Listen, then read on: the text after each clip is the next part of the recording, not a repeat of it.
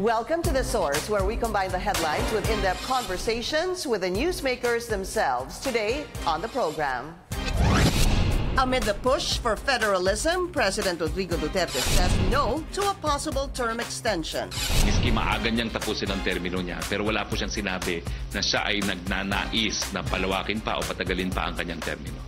A relentless drug war and a clash between the Senate and the House of Representatives. I think it boils down to, do you trust the people who are running this process or not? A proposed deal with the Marcoses.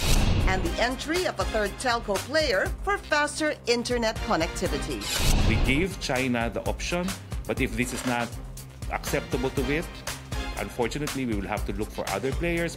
Presidential spokesperson Harry Roque Jr. joins us live.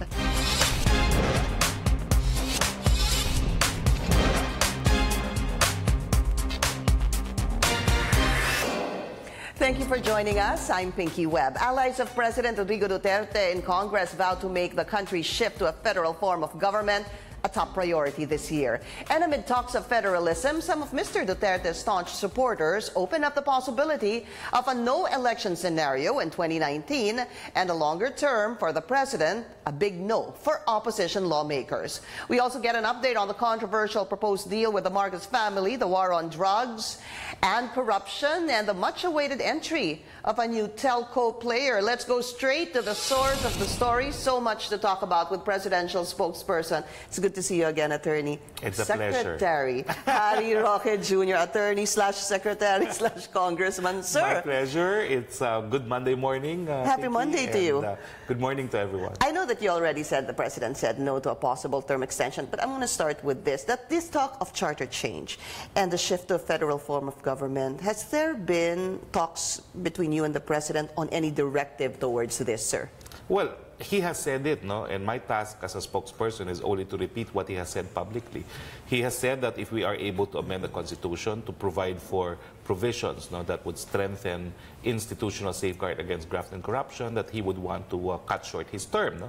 So what he has said is, if the Constitution is amended, you know, so that it would be more responsive to the needs of the people, he's willing to let go, no? Because he's not keen really on staying as president. That's the truth, no?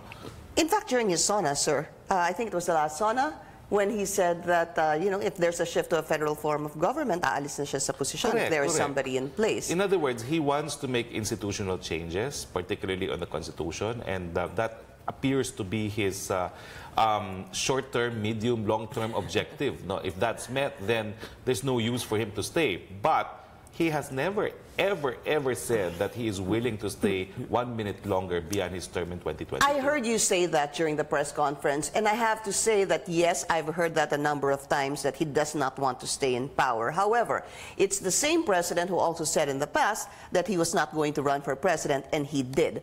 What assurance can you give those who are probably doubting that the president wants to stay longer in office that this will not happen, sir? Well, let's just say that he loves Davao very much. He can't stand Manila. And really, the moment that he can go back home to his home by the sea, he would take that opportunity, no? Anytime. So you're 101% sure he will say no to a term extension? Oh, yes. Not even a day longer, sir? Not even a day longer. To him, that's the ultimate nightmare. Really? He just wants to finish his term.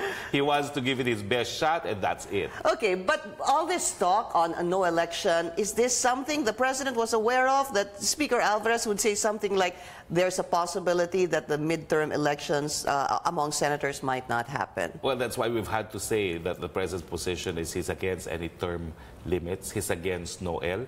You know, the president, after all, was mayor of Davao for almost 30 years. He's used to running in elections, and he's not lost an election, no?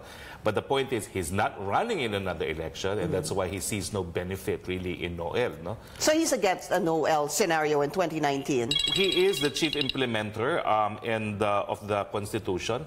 And because of this, he will abide by the terms of the Constitution. When the Constitution says that the next election will be in May of 2019, he will implement that. And he promises that the next elections in 2019 will be the cleanest that we'll ever have. So that's where I wanted to go, because when you answered that, you said that the Constitution provides elections in 2019 unless amended. Unless amended. So let's go to that, Secretary Harry Roque. Sure. What is unless amended? I mean, I know what that means, but are you saying that the possibility possibility of a no election can happen if the Constitution is amended, sir? Well, I think the Senate President was rather specific in this regard, if the President accepts it, no? Because it depends. If the President will say, I'll just leave you, no, and go, no? There's no one that can compel him to stay beyond his term of office. No? But he has said that he will not. No? And that's why they could amend it. They could provide for transitory provisions that a president will stay, but it doesn't necessarily mean that that president will be President Digong Duterte. Yeah, it could be Leni Robredo. But really, but what if the president wants it? I'm sorry, what if the people want him to stay? That call for him to want to stay at least for a couple of, I don't know, months or a year? Well, is that not going to change his mind at all? I think the contract with the people is to serve until 2022, and that's why he will honor it, because it is his constitutional duty, unless there's a way out earlier. What he prefers, in fact, is a constitutional change that would cut short his term. Yeah.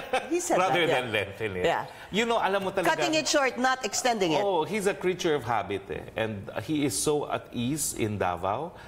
He ran. He has his reasons for running. He has said it over and over again that he was provoked into running because of a wrong Supreme Court decision, and he's implementing his electoral promise, which really is not much. No, it's really the fight against drugs. It's really the fight against corruption and the economy. Yeah. And that's it to him. But there's no attraction to perpetrate himself in office. No, he even accepted his son's own resignation. Yeah, we're going to go to that. But does he have a particular model in mind for a federal form of government, sir? Well, has he talked has to you about said that he likes France, although France is not a federal form of government. France, though, has a strong president elected by everyone, but it has more or less decentralized powers. No? But so he goes with a president who is directly elected by the people. He doesn't want a prime minister who's elected only by representatives. But he does realize that unless you give the resources to local government units, the LGUs will never get what they need. So what does he want? He wants a president elected.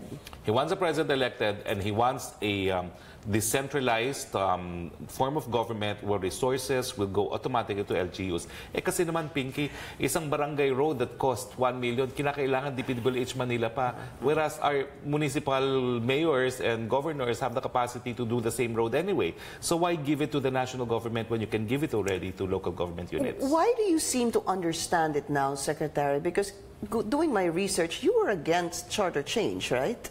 Well, yes, I was. Of course, no, that was my prior declaration as citizen Harry Roque. No? But two things, no, and this is for real. It's not just because I became a what made you spokesperson. change your mind? No? The issue of decentralizing resources and power. No? I've been a counsel for the province of Palawan on the Malampaya funds. Since 2002, we've sued the national government for the rightful share of Palawan, which according to the local government code is 40% gross of all revenues derived by Malampaya. We've never gotten it. No? And the reason, I suppose, is because there's really a natural resistance on the part of a central government to share resources with LGUs. No? Now, so I propose, instead of waiting for a court decision, a bill in Congress. I called it BRAVE, the Budgetary Reform for Village Empowerment, where we give more resources to LGUs. Okay. It was opposed by my own colleagues in Congress. And the reason was they don't want to give up the power to identify projects. And therefore, unless you have charter change, it will never happen that LGUs will be given enough funds. That made you change your mind? No? I saw it. I saw how opposed to the idea my colleagues in Congress were. And I said, it's hopeless. They'll never give it up. So there are two things you said. There were two things that made you change your mind. Well, What's another thing one? is the case of Dr. Mandanas also, no, which is to recompute the amount of IRA, no, because customs, duties, and other national taxes are excluded from the computation. No? So there's always a resistance to share the resources with LGUs. And the reality is the LGUs know best. And they also have the capacity to implement projects faster. No? Our problem perennially is underspending. Hopefully, this will not be a problem under the Duterte administration. No? But why will we not have the problem of decentralization when it's the DPWH that does all infra works, not just for DPWH, but for DepEd, for DSWD, for DOH, everyone else. So the president wants the president elected. What about the prime minister? I don't think he even wants a prime minister. He doesn't want a prime minister. He wants a strong president elected by the people. Does he want a bicam or a unicam? Well, you know, I have not really heard him comment on this. No? What I have heard is the PDP proposal where we retain the Senate but elected on a regional basis. Yes. So that's Senator Aquilino Pimentel, yes, but he's been quiet on unilateral or bicameral. No? He just wants a strong president. He wants federalism because he wants more resources for LGUs. Having been a mayor, he knows by experience that it's not enough for LGUs to spend their own funds, that you have to get the national funds and give it to the local government. So if we were to follow that model, the PDP Laban model, that would be about, I don't know, sir, I don't remember, but something like 15 regions possibly, or 16 regions, something like that. 17, I believe. As proposed by the father as proposed. of Senate President. Okay, but because of talk of no L or charter change or a shift to federal form of government, you have Vice President Leni Robredo saying, you know, she's opposed to this, saying that the elections is provided for in the Constitution. The former Senate President, Franklin Drilon, also saying this is laying the groundwork for the Senate's abolition. Do you think this is true, sir? Well, the president can only agree with both of them, no? I mean, which proves that really the opposition does not have the monopoly of good policies, no? The president is against Noel. The president is against term extension. So where's the debate? No debate with other people, not the president. But when you have Speaker Alvarez criticizing the work of the Senate and Senator Franklin Drilon saying that this is a prelude to the abolition of the Senate, what do you think of that? I don't think there's factual basis because the PDP Laban draft retains the Senate and makes the elections on a regional basis. I mean, come on. PDP Laban is the official party of the president. If they wanted to abolish the Senate, they would have said so. And of course, we have the political will of the president if we want to push it. No, but there's no such proposal. Yeah, and there's no talk. And there's no talk of the abolition of the Senate. So far, none of the proposals I've seen, no, at least coming from PDP Laban, suggest that. No? And the reason, of course, is practical. How will you convince the senators to agree to charter change if they're going to abolish themselves? It's a practical consideration. Well, here's the question. Are they supposed to vote jointly or vote separately, sir? There's a drafting error that will give rise to a controversy. No? They thought that they would approve a unicameral body of Congress. And unfortunately, that was voted down, and we retained the bicameral. Right. So in the constitutional amendments, they did not amend it. No? So now it reads as if we have a unicameral. Voting jointly. Yeah, voting jointly. No? But of course, clearly that's a drafting error, but then again, that would have to be resolved. What are your thoughts on that? I'm convinced that they should vote separately because the Constitution, now that we have two houses of Congress, specifies instances where they vote jointly, where they vote separately, and if normal passage of law requires both houses voting separately, more so when we talk about amending the Constitution. We will be taking a short break. This is TheSource on CNN Philippines. Still to come, President Rodrigo Duterte accepts the resignation of his son, Vice Mayor Paolo Duterte, and faster internet connectivity through a new telco player. Also, we're going to discuss the case of, Dr. Jerry Ortega. With Secretary Harry Roque. He was the legal counsel of the Ortega family. The Secretary will still be with us after the break.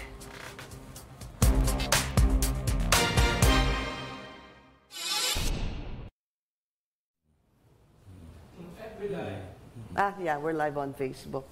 But that has to be, I think once and for all, it needs to be decided upon, cleared by the Supreme Court. Kaya nga nothing will happen because unless the House agrees. You're live on Facebook, yeah. I think, there's two Congresses, no? There's two houses of Congress, no? And they have to entice the Senate. Yeah. The Senate will never agree to it if it's voting jointly because that makes them a rubber stamp. Yeah. They have no influence whatsoever. Yeah, true. Yes. Ang sa akin naman, I'm confident that even the Senate will go with what the President says, no? Because he still has influence there. Yeah, no? They passed, after all, train after initially opposing it, no? Yeah, sorry. Yes, Tris? 15. Yes, Tristan? Wala eh. No one wants to talk? 10. Dilima Sotiato. Ayan, sasabihin ko na after.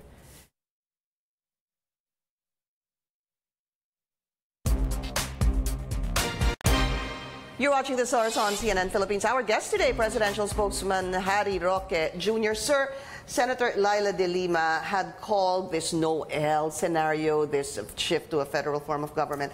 The Duterte dictatorship is coming. Let's listen to what the senator said. Ayan, lumalabas na yung tunay at maitim nila balak. Kaya dapat bantayan natin yan, bago natin papayagan yan. Yung madilim na balak, maitim na balak nila. Yung Noel, yung federalism, na ang pinakahangarin lang naman nila ay nandyan sila sa pwesto, sa pangyarihan. Reaction on that, Secretary, please. She's obviously bored while in detention that she has all these delusions already. So, hindi totoo yung napakalayo nung sinasabi niyang maitim na balak. Nako, all you have to do is to listen to the president. He wants out. Come on. So I guess thoughts like that can be articulated by De Lima, because what do you do when you're stuck there in the same place 24 hours a day? Have fun. We talked about Vice Mayor Paolo Duterte as well, sir. From what my understanding was, when he tendered his resignation, which was December 25 or 26, sir? Yes. Malacanang had 15 days to accept it. 15 working days to accept it. Or reject it. Or reject it. But if it is not acted upon, that means it is deemed accepted. Okay. But the president opted to accept it so that there's a clear message, no? That the president respects the decision of the son. He agrees that it is out of delicadeza. Since his name was besmirched, he should probably clear his name before he continues with government. No? To me, that was the message. So was that what the president told you? Did you have a discussion with him on this? No, but I was like, really relentless in my effort to find out what he was going to do. But at some point in time, I did get the message that it will be accepted. I just did not know when. But when it was accepted, I have to admit I was caught off guard, because I had just announced already the termination of the Marina. I thought I'd have a breathing day, one breathing day before another controversial decision or announcement. No, but it came right after the Marina administration. So firing of the Marina administrator. Right, and then after that would be the councillor would be taking over as vice mayor. Yes, sir. The first councillor is now going to be the vice mayor. He has to take his oath soon. No? Al-Ag, a councillor Al-Ag, yes, will be replacing Vice Mayor Paolo Duterte. Okay, and then of course Jerry Ortega, sir, very recently, of course, the Court of Appeals, si Palawan governor, was he last governor? Joel Reyes. Yes, Joel Reyes had been released, sir. We'd like to get your reaction on that, because you served as their legal counsel. You know, the this is Ortega the family. first time when I had to get express consent of the president to speak, not just as spokesperson, but as a former private prosecutor of the case, and the president gave it to me.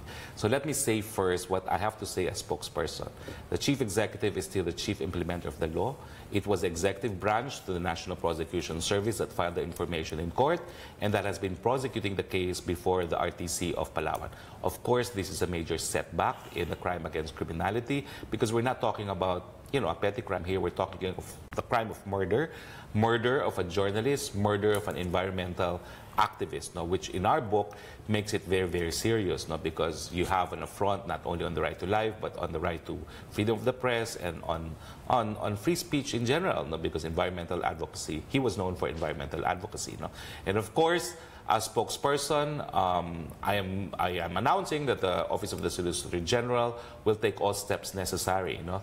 They're studying legal options now. This is unacceptable by way of an official policy. We do Did not you say want unacceptable? unacceptable. This we do not want suspected murderers to walk away scot-free, considering that in this case, he has also been convicted twice for violating the Anti-Graft and Corrupt Practice Acts law. So you're not talking about a person who's got presumption of innocence here. He has been convicted twice of graft. He's a nefarious and bad character. Now, that's all I can say as a spokesperson. Before you go, ask the legal counsel of the Ortega family. So what can the OSG do, sir? Please educate me, because can they file a motion? Well, or doesn't that conflict with the double jeopardy rule? No, there's no double jeopardy here, because they moved to dismiss on the basis of lack of probable cause. He was not found innocent after a full-blown trial. So there is no double jeopardy. Now, the interesting thing here is the Supreme Court had spoken on the case.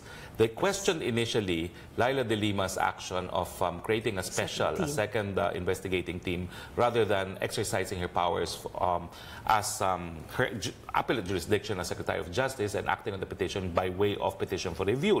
That was resolved by the Supreme Court, saying, well, that may be right, but that's moot, because the case is now pending. It's now there's now a full-blown trial in the Regional Trial Court of Palawan, and pursuant to what is known as the Crespo ruling, which is the who is Crespo, again, Mike Jimenez case, Yes, no? yes. It is now up to the discretion of the court what it wants to do with the case, no?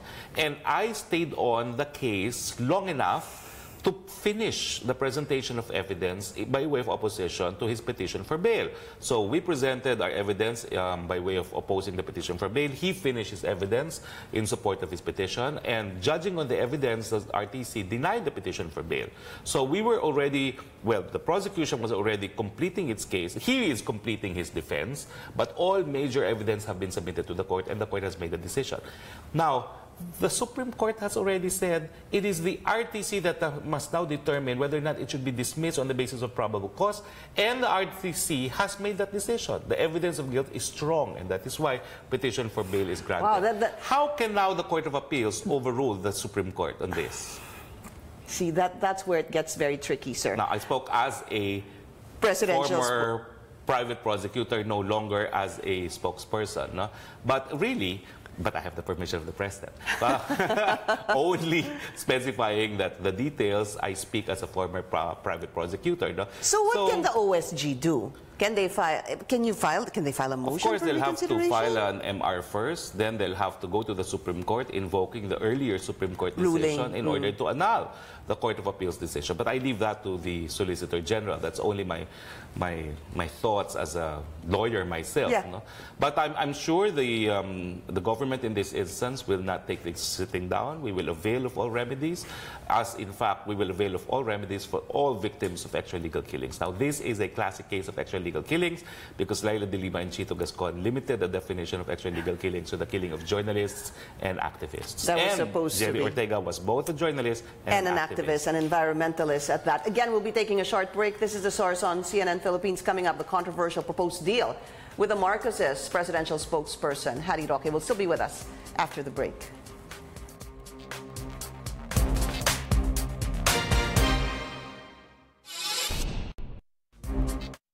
Kaya, meron namang MR yan. Paano kung magtago na naman? Of course, but you know, later on, mamaya na magagalit na yung Malacanang press ko. Yeah, but what can they do, sir? Ano nga, MR muna? Madami. Hindi, pero sinabi mo, you're not... MR you're, muna. Okay. So for sure na yan, we can quote that MR, ha? Well, I'll have to invite, in fact, the Solgen. Yan nga, si Kalida. I want to because invite that's- him para si Kalida magsasabi. So ano na lang is, we'll not take this sitting down. We'll do what it can. That's funny because I did read about that, but I was kind of also drawn into that. Nag-ano sila special team of 5 justices. Kasi nga, 2 dissented. Oo. So it's not a unanimous decision? No, it was 3-2. Oo. 2-1, tapos nagdagdag ng 2, naging 3-2. Oo.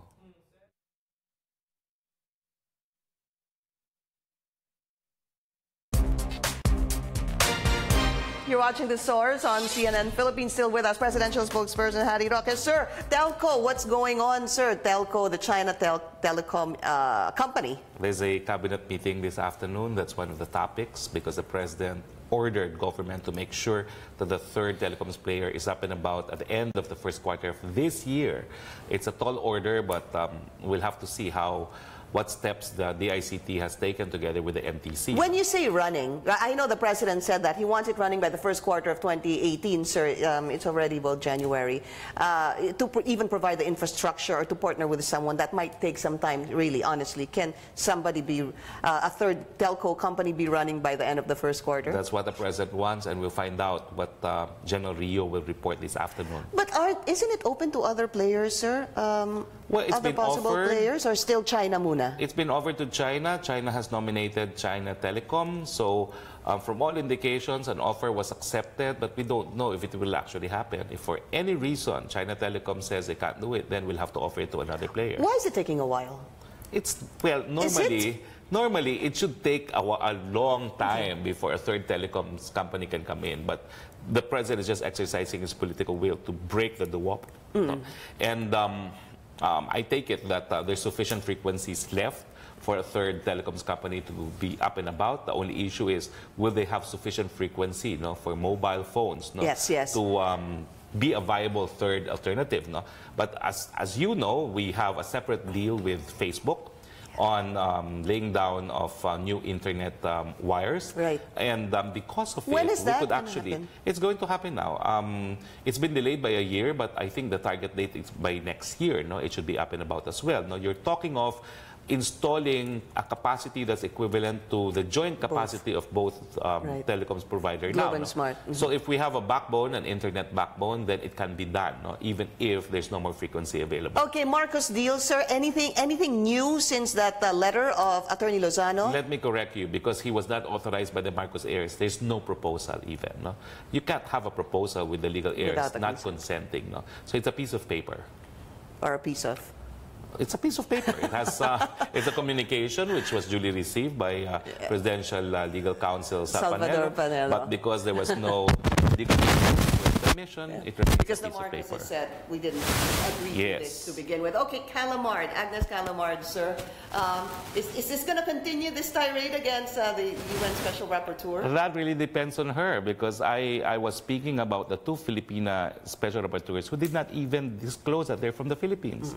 Reading their names, they're both married to foreigners, you would think they're foreign, no? Commenting on affairs about the Philippines. No? So I had to expose, number one, both of them are Filipinos. Now, Calamard had to come in, of course. He was not invited to the conversation, but she just had to join the conversation. Nagpapapansin, as we know. But anyway, so I had to tell her the truth. No? She says they're not elected, well, but they're appointed by the UN Human Rights Council. The Human Rights Council is composed of 38 countries. Of course, there's horse trading, and there's the equivalent of an election before you're appointed. No? It's one of the most political posts that you can ever aspire for in the UN, the post of a special rapporteur. So, to me, the ball is up to her. I am not going to take criticisms against the Philippine government sitting down. Yeah, but you were questioning her credentials as well. As special rapporteur on legal killings, Extrajudicial. because I know her personally as an exponent of freedom of expression, as an academic on freedom of expression. We were in the same field because I've always been active in freedom of expression. So had she spoken as, or has she been appointed as a special rapporteur on freedom of expression, I would probably respect her views more. But since she's talking about a field that she has no particular expertise on, come on, I dispute her conclusion, especially since she has made it impossible for her to conduct official investigation, since she has absolutely alienated this government. What about any more cabinet, well, government posts or people in government that will be axed soon? Well, I've already said that there's quite a number of members of the PNP who will be axed, including some superintendents with rank of colonels. It's a matter of time before I make the announcement. How many, sir? I think it's a minimum of 30. That's how much, no? 30 what, sir? 30 policemen personnel, no? PNP And if personnel. I'm not mistaken, there would be at least 4 colonels. Okay. Apart from that, sir, anybody Well, in...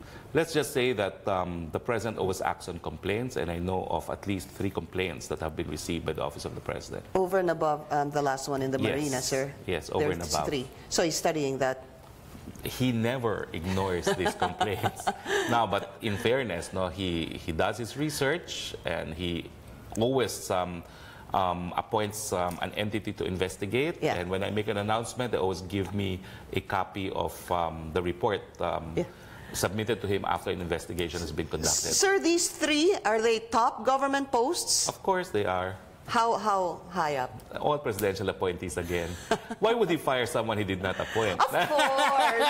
But you know, meron naman pong ranking yan. Meron mas Yeah. mataas, ano ho ba? Very high. Let's just say that he has given the message to everyone that if you want to travel, if you want to make money, join the private sector, you have no place in government. Yeah, yeah. Okay. Last, isa na lang po. 2019, tatakbo ka ba? Well, you know, as I said, I'm happy to survive on this job on a daily basis. I can't see beyond today. Tomorrow's another day. I can't even see what will happen to me next week. So I live literally on a daily basis. Presidential spokesperson, Harry Roque, sir, always a pleasure. Maraming salamat po sa Pleasure's inyo. mine. Good to see you, sir. Ow. Of course, I'm thrilled to see you. Thank you. I wish you could join the Palace Press Corps, no? Ina Andalong is there. Thank you for joining us here on The Source. I'm Pinky Webb. You're watching CNN Philippines.